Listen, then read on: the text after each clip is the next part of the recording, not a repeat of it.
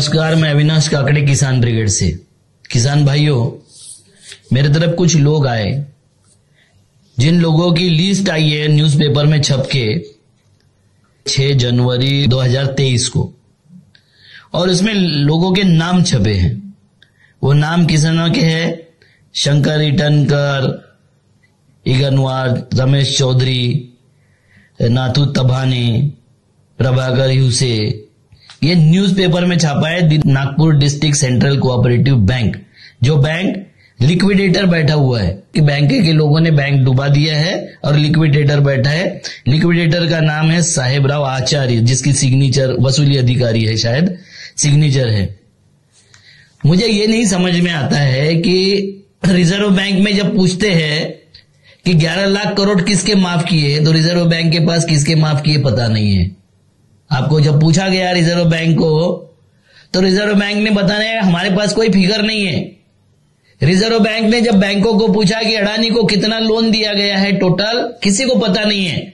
मगर ये किसानों के छोटे छोटे लोन जो है, किसी का 70,000 है, किसी का 59,000 है, किसी का 80,000 है, किसी का 2 लाख है, किसी का 35,000 है, उसके लिए उनकी पूरी खेती नीलाम करने के लिए निकले हैं। मैं किसान भाइयों आपको एक बात बताना चाहता हूं।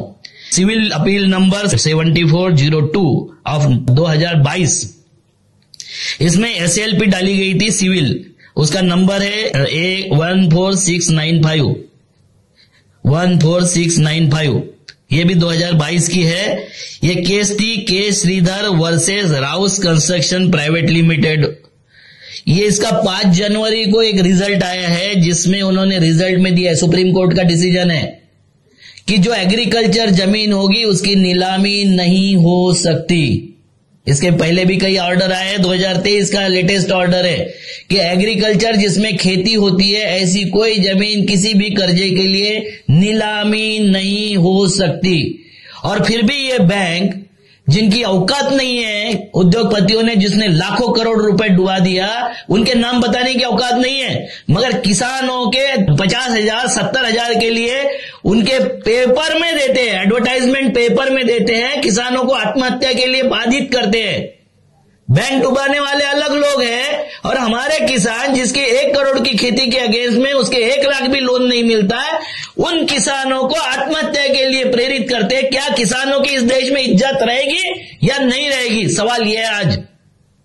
उद्योगपतियों की इज्जत रहेगी, उद्योगपतियों में माहौल खराब हो जाएगा, और किसानों के नाम न्यूज़पेपर में छाप के उसको बेइज्जत करते हो। उसके बच्चों का ना शादी होती है, क्योंकि ये तो कंगाल हो चुका है, ना उसके लड़के की शादी होती है, ना लड़कियों की शादी होती है, ना समाज में प्रतिष्ठा होती है।